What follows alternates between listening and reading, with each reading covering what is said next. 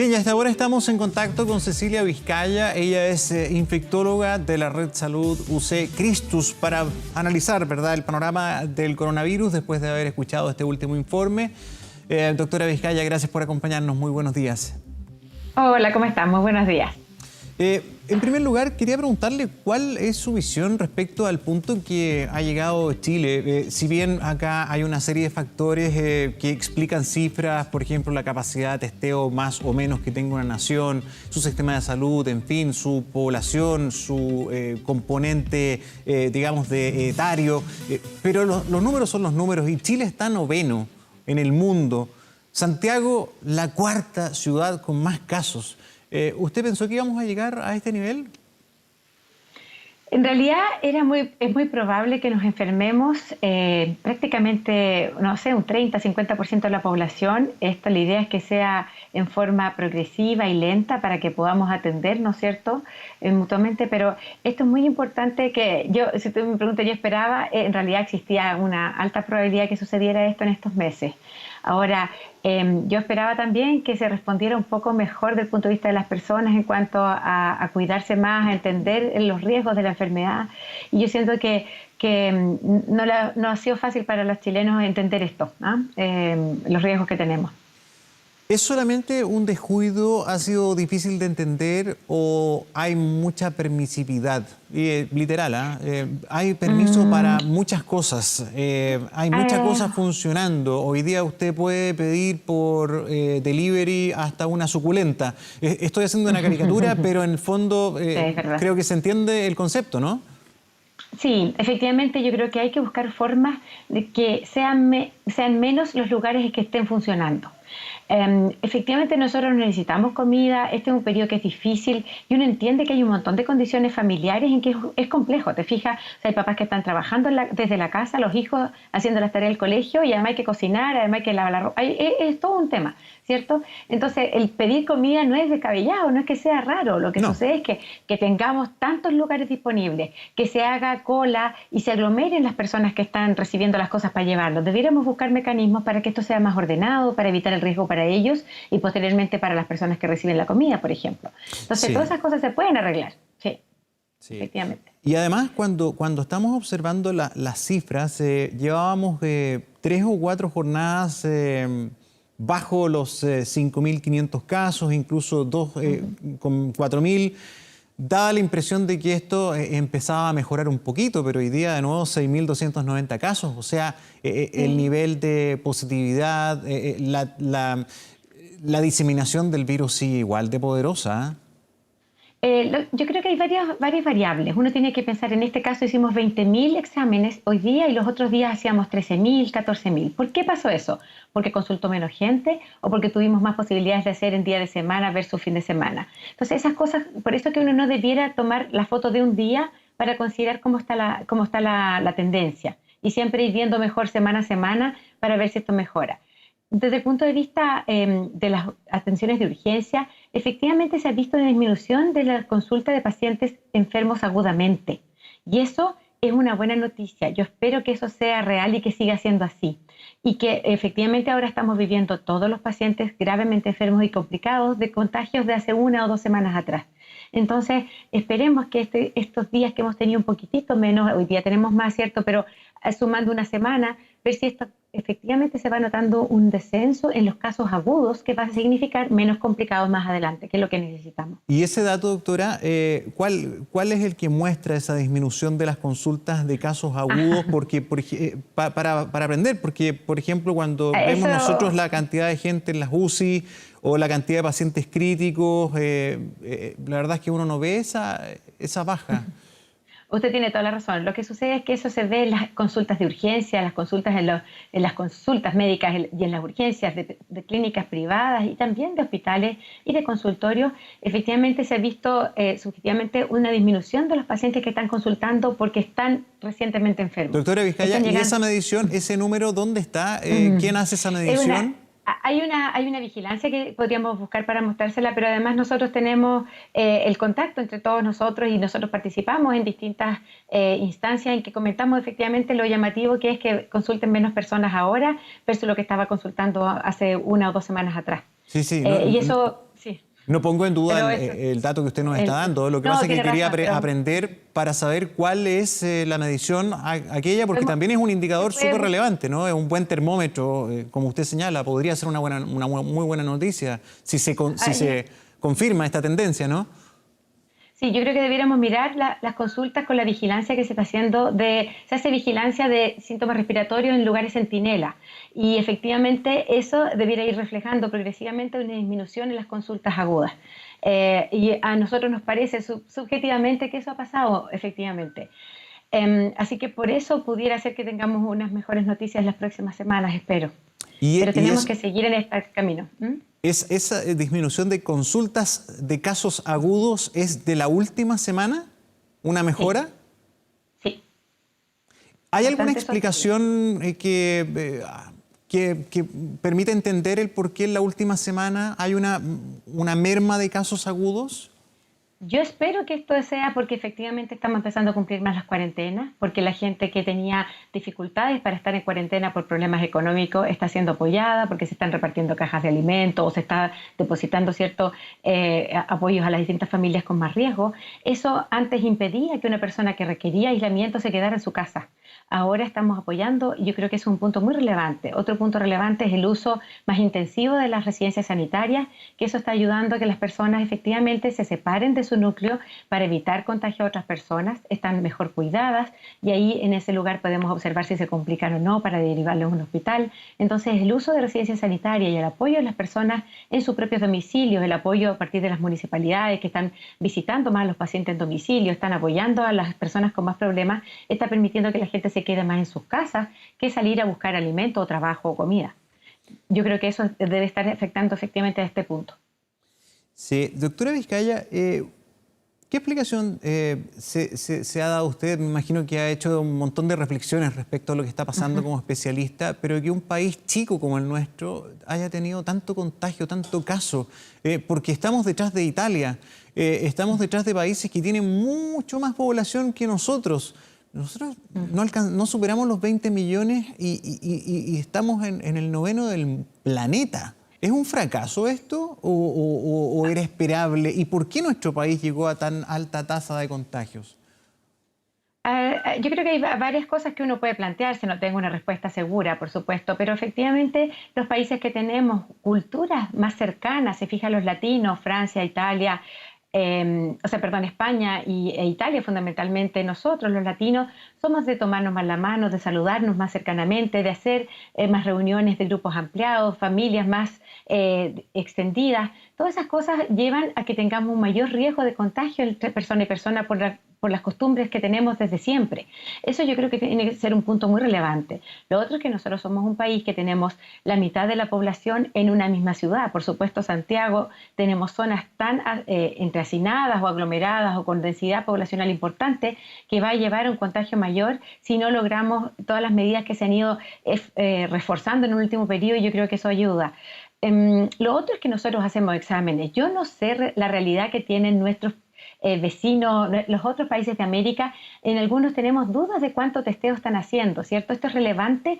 ¿Cuánto test hace uno por millón de habitantes? Nosotros tenemos muchísimo más que nuestros vecinos y eso puede significar que nosotros estamos viendo la realidad que tenemos y en otros lugares podamos desconocer la verdad de la realidad que tienen. Entonces, es muy difícil comparar Chile con otros países de América si nosotros tenemos un testeo a este nivel y estamos tan intensivamente encima de la enfermedad versus otros países que no están de esa manera o no tienen las condiciones para hacerlo.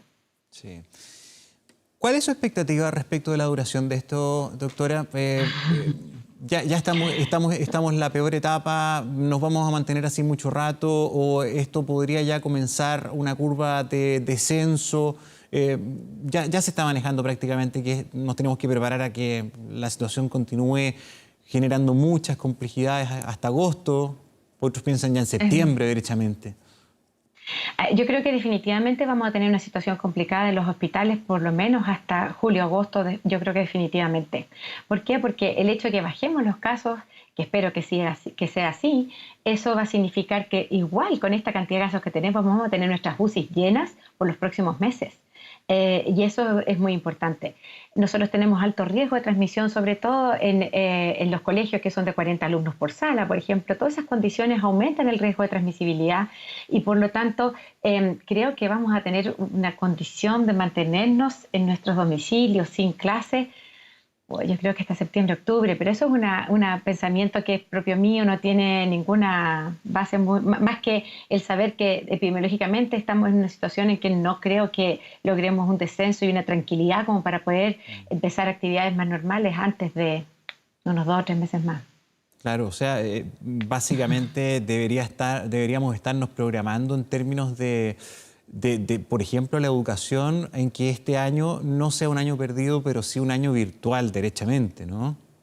Yo creo que un gran porcentaje del año va a ser un año virtual, si es que no casi todo. Sí, de verdad es una situación muy triste, pero si nosotros cambiamos eso, eso va a significar que los padres tengan que trasladar a sus niños a los colegios. En Chile los niños no van al colegio que les queda más cerca de la casa, van al colegio en el que están.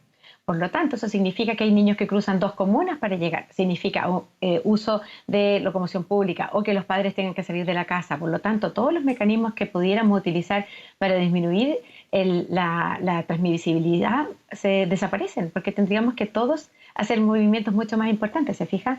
Entonces, el iniciar clases ya significa un gran problema para desde todo el punto de vista epidemiológico. Yo creo que es un tema muy complejo. ¿Sí? Doctora, ¿qué le parece lo que está pasando en otras regiones del país? Porque sigue aumentando la tasa de contagios también en regiones como Tarapacá, la región de Valparaíso no mejora, la de O'Higgins también ha ido empeorando y hay una suerte de recrudecimiento en regiones como Ñuble, también en Maule, Magallanes incluso con una reactivación.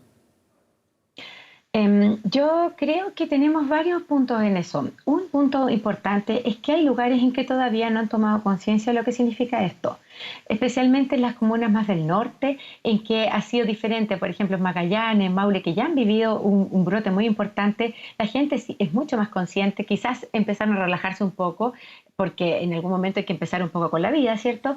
Y esto volvieron a retroceder y eso es esperable. Yo creo que vamos a pasar en muchas ciudades en que vamos a estar saliendo un poco, volviendo a entrarnos a la casa, saliendo un poco y volviendo a entrar a cuarentena. ¿Por qué? Porque es así como se comporta esta enfermedad. Y hasta que uno no tenga 30, 50% de la población con inmunidad, cosa que se va a demorar muchísimo, y esperemos que se demore muchísimo de manera que podamos atender a todas las personas que enfermen si es necesario, o hasta que tengamos una vacuna que nos permita inmunizar a la población, esto va a permanecer de esa manera. Todavía no sabemos mucho con respecto al clima, cómo es, porque todos pensamos, bueno, cuando empieza el frío, los lugares que están más fríos, y se fijan las ciudades más del sur, partieron un poco antes con el brote, al parecer el frío favorece. Realmente el frío favorece también que nos juntemos más, que nos encerremos más, que estemos más hacinados y tengamos menos actividades al aire libre también. Pero si se fijan en Brasil, que ellos tienen un clima en la mayoría del país bastante cálido, siguen teniendo muchísimos casos. Entonces aquí el clima tampoco es 100% claro. Pero en el norte del país yo he tenido comentarios de efectivamente que la gente todavía no tenía como tan claro que esto era tan serio y efectivamente cuando se terminó una cuarentena, ¿cierto? Vimos que toda la gente sale a la calle a vitrinear y dice, chuta, parece que no tenemos una clara conciencia de que esto es, tenemos que quedarnos más en la casa. Y hay ciudades además en que tienen menos, por ejemplo en Santiago hay muchos sistemas de delivery que por un lado tienen sus riesgos, pero por el otro lado hacen que muchas personas no salgan de su casa. Y en otras ciudades esto no está disponible y es posible que eso también haga que las personas salgan más. Los permisos también, yo creo que eso es, la disminución de la cantidad de permisos y las horas de permiso es muy relevante porque necesitamos ayudar al parecer a las personas a tomar conciencia que no pueden hacer estas cosas. Si te daban permiso por 12 horas, la gente lo utilizaba por 12 horas. ¿Te fijas? Y eso no debe ser así. Sí.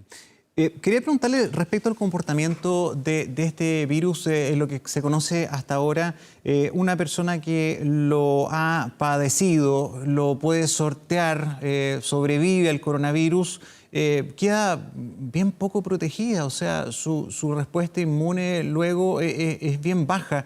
¿Esto es así en otros virus o este es distinto? Es que depende del paciente, además. Hemos visto que los pacientes que tienen una infección grave y que logran salir de ella, en general logran anticuerpos de los que podemos medir de muy alto nivel y en general no hemos visto así en casos evidentes y confirmados, nuevos casos de enfermedad en esas personas. Ustedes se fijan que llevamos muy poco tiempo, por lo tanto la observación de 2 o 3 meses, Sí. y en China muy pocos casos, 5 o 6 meses, no podemos decir una ley, pero en general la gente que enferma no se ha confirmado casi nunca, digamos, casos nuevamente. Los pacientes que tienen un cuadro más leve, efectivamente hemos visto que los anticuerpos que hacen, el nivel de anticuerpos en ocasiones es bien bajo o inexistente, pero no tenemos claro si ellos van a enfermar después, porque tienen una PCR positiva, tuvieron síntomas leves, luego mejoran, le tomamos anticuerpos y algunos no tienen. Eso no significa que esa persona se va a enfermar, no lo tenemos claro todavía, desgraciadamente es una información que no se conoce. Pero las personas... ¿ah? No, perdón. O sea, la persona, por ejemplo, que tuvo PCR positiva, fue asintomático o le dio leve, debería... A ver, todos nos tenemos que preocupar, pero debería preocuparse aún más porque es altamente probable que su nivel de anticuerpos sea bajo, o sea, puede recaer con mayor probabilidad. No tenemos claro, fíjese. ¿Por qué? Porque la inmunidad contra este virus, tenemos información un poco de la inmunidad que se llama humoral, que son de los anticuerpos, pero la inmunidad de las células, los linfocitos, que son los que durante esta enfermedad bajan, posteriormente se recuperan, y esos también debieran adquirir una capacidad de matar el virus. Y en esa parte todavía tenemos poca información. Entonces es posible que un paciente no le encontremos anticuerpos de lo que logramos medir nosotros, pero sí tenga células que sean capaces de matar el virus. Por lo tanto, es posible que esa persona igual no enferme de nuevo. Yo creo que lo que es importante es que todas las personas, hayan o no tenido la enfermedad, conserven los cuidados importantes. ¿Por qué? Por 2 motivos. Uno, porque no sabemos si puede volver a enfermar, ¿cierto? Que creemos que no, pero no es 100% seguro. Pero el otro motivo es porque puede adquirir otra enfermedad y otra infección. El tener transmisión de otras infecciones en este minuto es un problema grave para nuestro sistema de salud. No tenemos capacidad para atender pacientes con influenza, sincicial, por ejemplo, y coronavirus en este minuto. Va a haber pacientes que no podamos atender y eso no queremos tenerlo. Por lo tanto, las precauciones que estamos tomando ahora de distanciamiento social nos han ayudado a mantener a otros virus a raya en forma muy importante. Y en este minuto no tenemos espacio para otros virus. Así que me refiero a pacientes con otros virus graves, porque no van a caber en nuestro sistema de salud. Es súper importante. Por lo tanto, el seguir con distanciamiento social es una urgencia para nuestro sistema. Sí. Doctora Vizcaya, finalmente le quería preguntar si había algún antecedente o alguna publicación que a usted le haya llamado la atención que explique que los niños, por ejemplo, o la población de menores tienen menos afectación con este coronavirus. Hay casos, por supuesto que hay, pero son mucho menos que los adultos. ¿Qué tienen los niños que los protege, pensando desde un punto de vista sumamente ignorante en salud? O sea, la juventud, los niños, ¿qué tienen más que los adultos? Colágeno, no sé. No, los niños tienen... ¿Habrá algo en los niños que los protege? Sí, los niños tienen algo menos, no algo más. En este caso, lo que se ha visto es que el receptor donde en general se une la punta, la espiga del virus a las células y que las invade, los niños tienen mucho menos de esos receptores en sus células del cuerpo, por suerte. Y estas células van apareciendo con la edad en general y al parecer están más presentes en los hombres. Toda esta información nos ha permitido, creemos que esa puede ser probablemente la causa por la cual este virus ingresa menos a los niños y en general o se infectan menos o hacen infecciones más leves. Por supuesto, los niños que tienen enfermedades de base, niños con enfermedades pulmonares crónicas, cardiológicas crónicas, claro, tienen un alto riesgo de tener complicaciones diferentes. Pero los niños habituales no tienen casi estos receptores, que es donde el virus se une y logra entrar con rapidez a nuestras células. Y eso es muy bueno. En el fondo, en este minuto es excelente noticia. Sí, claro. Bueno, doctora Cecilia Vizcaya, infectóloga de la Red de Salud UC Christus, muchísimas gracias por su tiempo, por todo el análisis, por todos los datos que nos ha entregado esta mañana.